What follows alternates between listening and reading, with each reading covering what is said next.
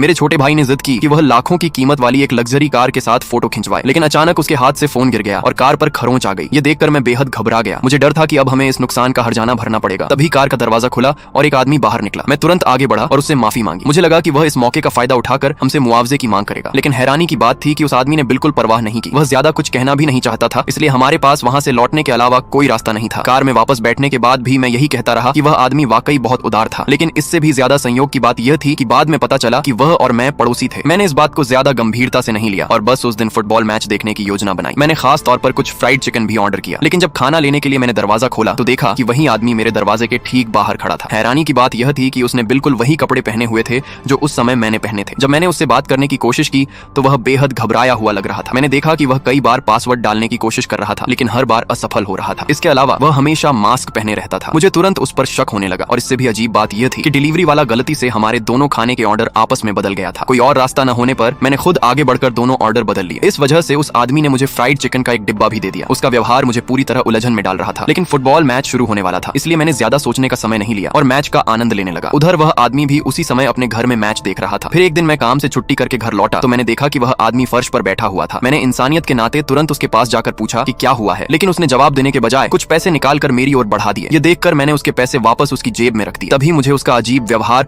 और हमेशा मास्क पहनकर रखने की बात याद आई। मेरी जिज्ञासा मुझ पर हावी हो गई। मैं उसके पास गया और उसका मास्क उतार दिया। मुझे लगा था कि शायद उसके चेहरे पर कोई चोट या विकृति होगी, लेकिन मैंने कभी नहीं सोचा था कि मास्क के पीछे इतना खूबसूरत चेहरा छिपा होगा। कुछ पल के लिए मैं उसे देखकर हैरान रह गया। फिर होश में आने के बाद मैंने उसका मास्क वापस पहनाने की कोशिश की, लेकिन तभी उस आदमी ने अचानक आंखें खोल दी और मेरा हाथ कसकर पकड़ लिया। उसने गुस्से में मुझसे सवाल किया। मैंने जल्दी से सफाई दी कि मैंने जानबूझकर ऐसा नहीं किया था, लेकिन उसने मेरी बात बिल्कुल नहीं सुनी और बिना कुछ कहे वहां से चला गया। घर लौटने के बाद मैंने इंटरनेट पर उसके बारे में खोजबीन की। मुझे लगा कि शायद उसके पेशे की वजह से उसे हमेशा मास्क पहनना पड़ता है। ये सोचकर मुझे बेहद अपराध बोध हुआ। अगले कई दिनों तक मुझे वह दिखाई ही नहीं दिया। मैं सोच ही रहा था कि उससे माफी कैसे मांगूं। तभी मेरे पास खड़े दो लोगों ने मेरा ध्यान अपनी ओर खींच लिया। उन्होंने बताया कि वे सिर्फ एक दोस्त को ढूंढ रहे थे, लेकिन उनकी बात सुनकर मुझे तुरंत शक हो गया। उसी समय संयोग से वह आदमी वहां बिना मास्क के दिखाई दे गया। यह देखते ही मैं तुरंत उसके सामने जाकर खड़ा हो गया ताकि वे दोनों उसका चेहरा न देख सकें। मैंने उसकी मदद करने के लिए खुद को उसकी गर्लफ्रेंड होने का नाटक किया, लेकिन उन दोनों पत्रकारों ने फिर भी हमारी चाल समझ ली। वे तुरंत हमारे पीछे भागने लगे। मेरे पास सोचने का समय नहीं था, इसलिए मैंने सीधे उस आदमी को अपने घर के अंदर धकेल दिया। जब मैंने देखा